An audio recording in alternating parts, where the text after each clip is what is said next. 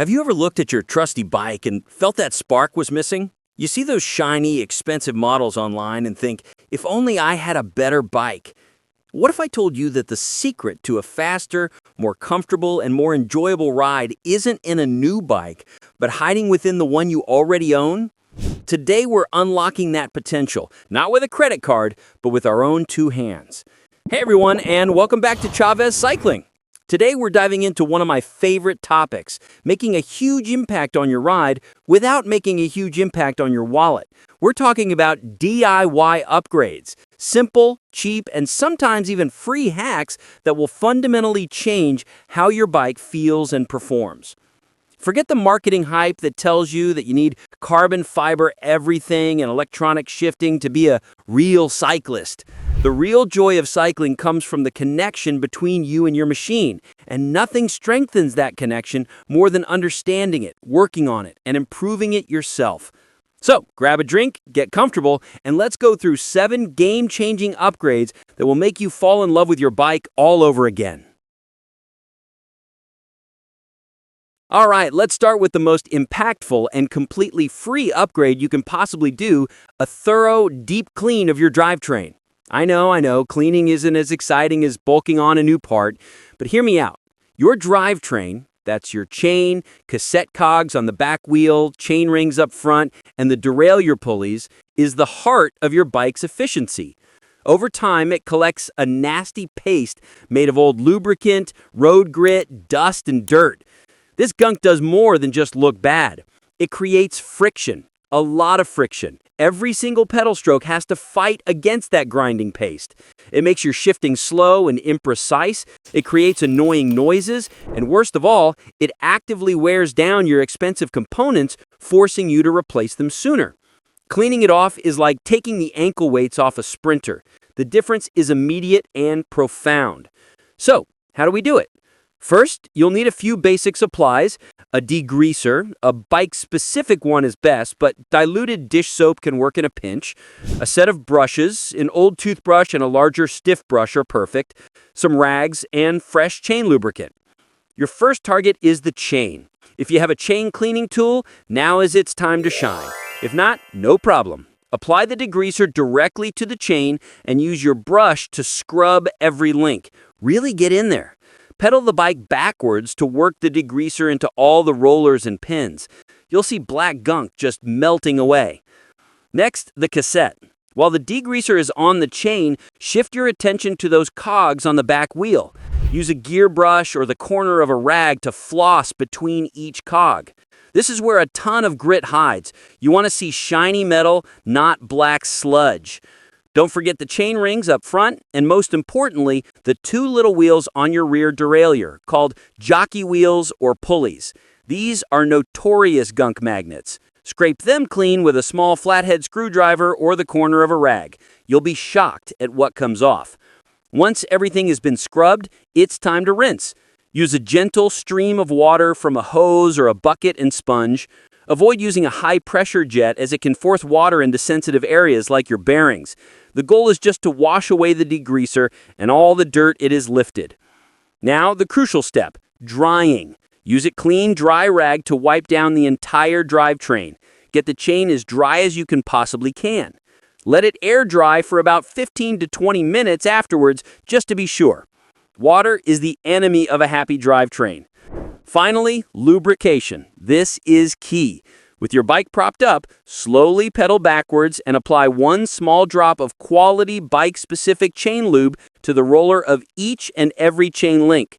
Don't just spray it everywhere. Be precise. After you've coated the entire chain, continue to pedal backwards for another 30 seconds to let the lube work its way deep into the pins and rollers where it's actually needed.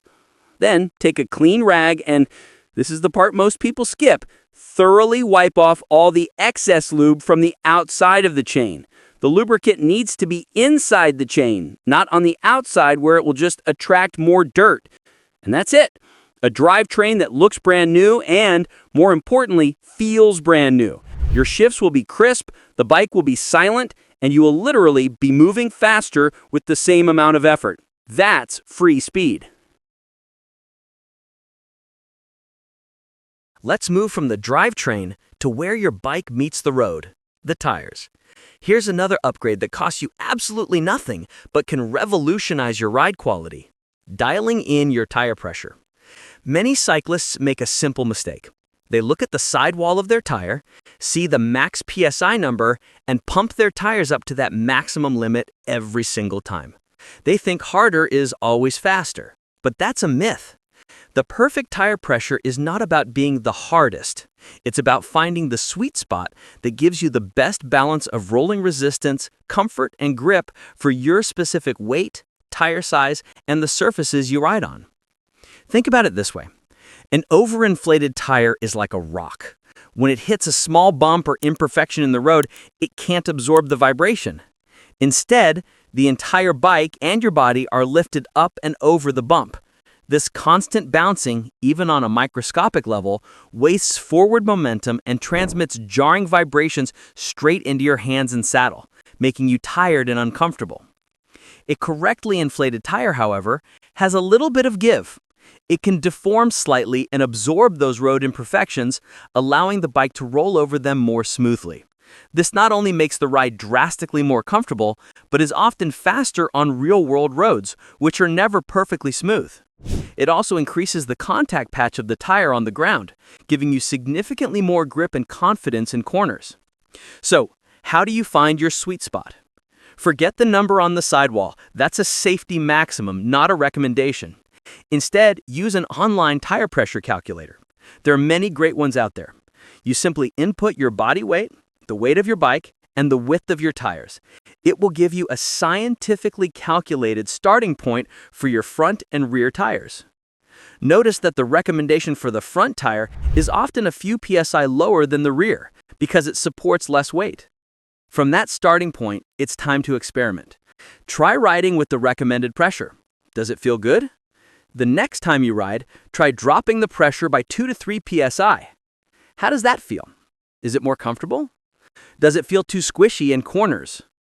The goal is to go as low as you can for maximum comfort and grip without the tire feeling vague or unstable, and without risking pinch flats, which happen when the tire compresses so much that the inner tube gets pinched between the rim and the road.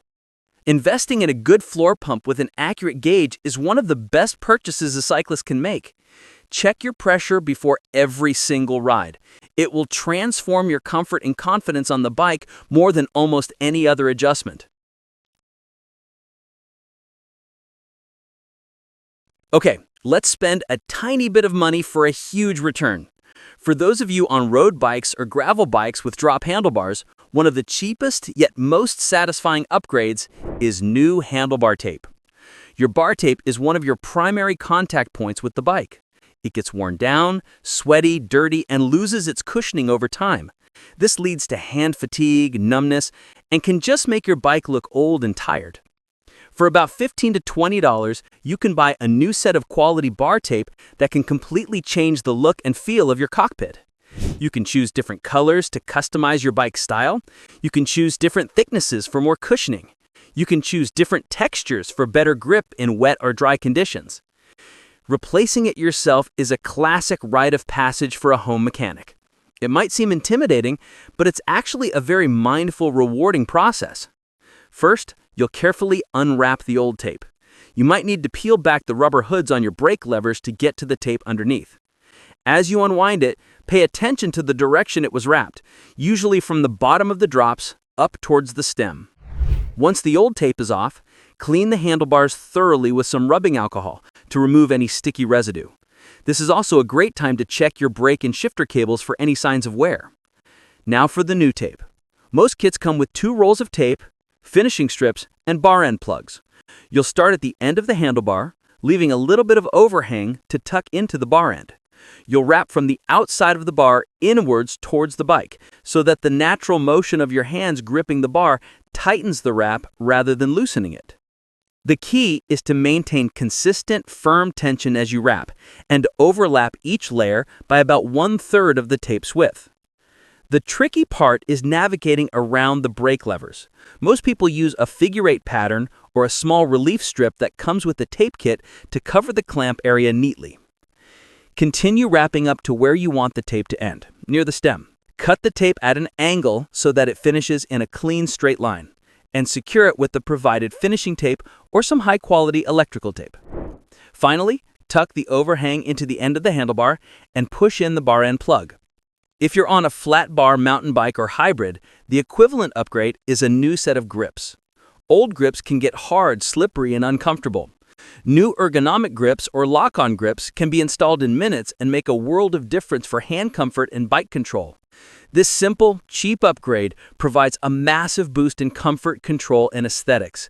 It makes an old bike feel new again every single time you grab the bars.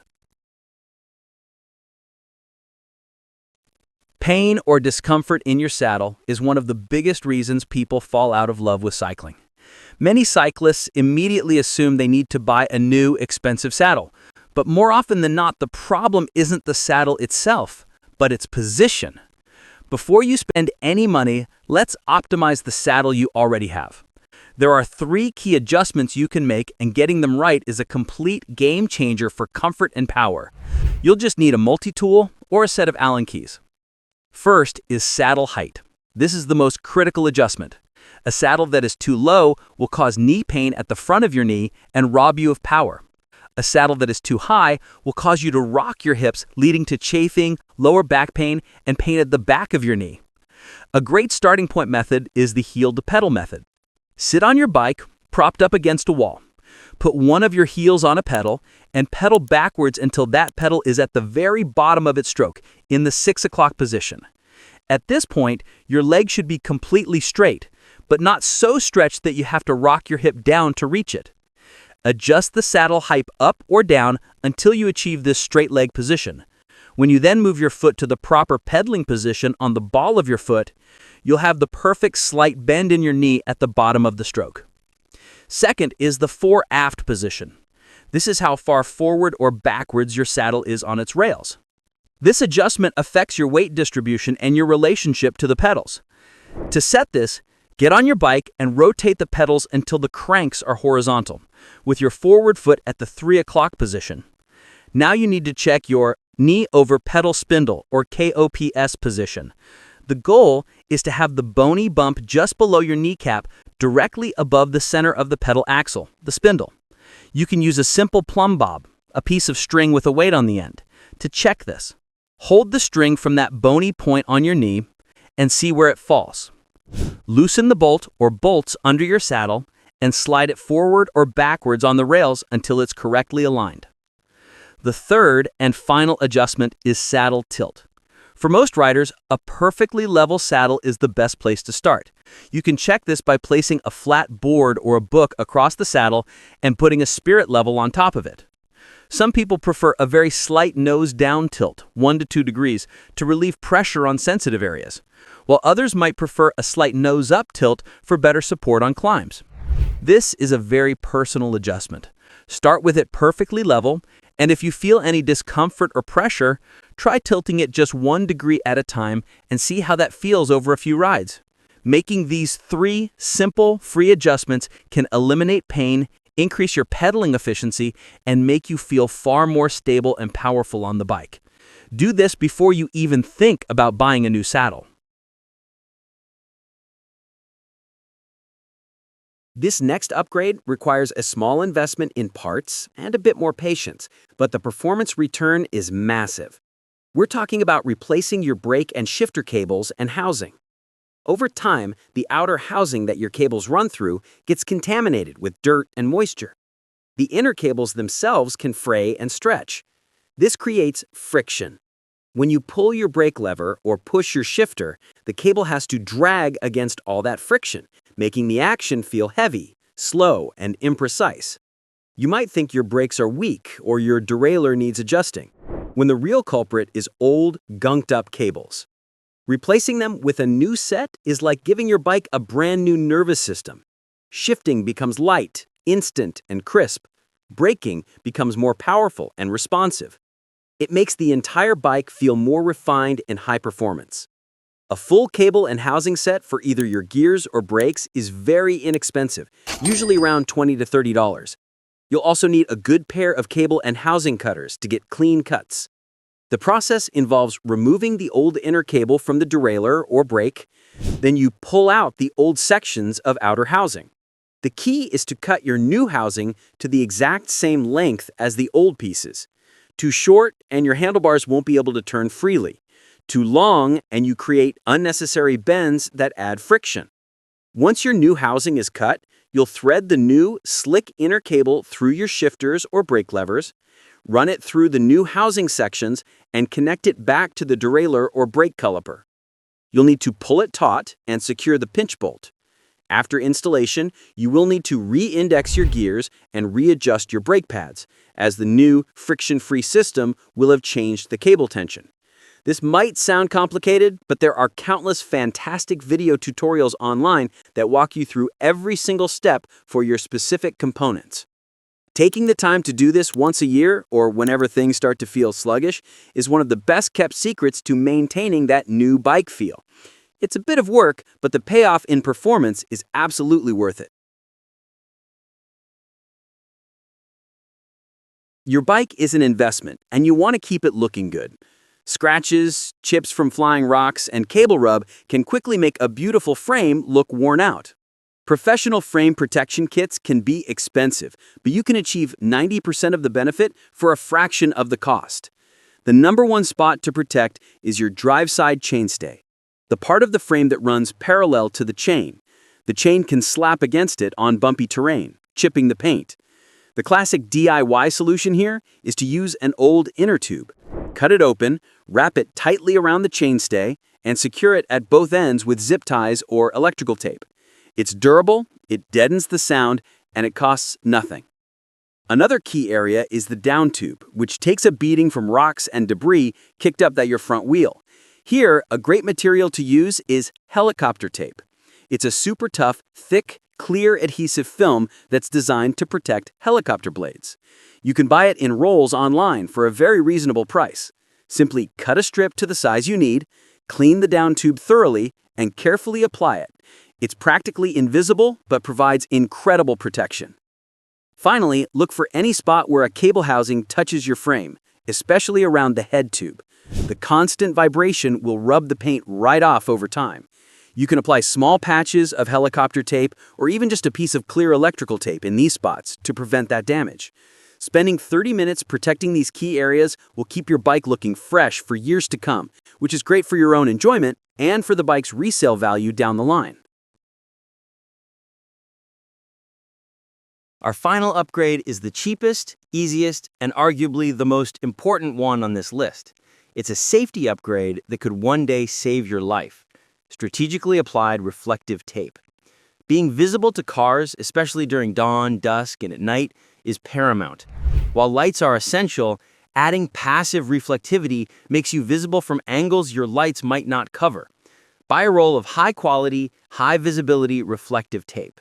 Black reflective tape is a fantastic option because it's nearly invisible on a dark frame during the day, but shines bright white when a car's headlights hit it at night.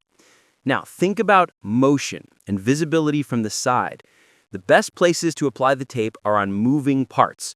A small strip on the back of your crank arms creates a flashing up and down motion that is incredibly eye-catching. Wrapping a few small pieces around your wheel rims between the spokes creates a brilliant circle of light when the wheels are spinning. Also consider static locations that are visible from the side and rear. The back of your seat stays, the back of your seat post, and the back of your helmet are all perfect spots. This upgrade costs just a few dollars and takes maybe 10 minutes to apply, but it dramatically increases your conspicuity on the road. It's the smartest, cheapest insurance policy you can get as a cyclist. And there you have it. 7 simple, effective, and incredibly budget-friendly ways to transform the bike you already own. We deep cleaned our drivetrain for free speed. We perfected our tire pressure for more comfort and grip. We refreshed our handlebars, dialed in our saddle position, and installed new cables for a brand new feel. And we protected our frame and our own safety for just a few dollars. It just goes to show, you don't need to spend a fortune to have a fantastic cycling experience. All it takes is a little bit of knowledge, a little bit of time, and the willingness to connect with your machine. I want to challenge you to try at least one of these upgrades this week. Let me know in the comments which one you're going to tackle and how it goes. I'd love hearing about your projects. If you found this video helpful, please give it a thumbs up. It really helps the channel grow. And if you haven't already, hit that subscribe button and ring the bell so you don't miss our future cycling tips. Until next time, I'm Chavez. Ride smart, ride safe, and enjoy the ride.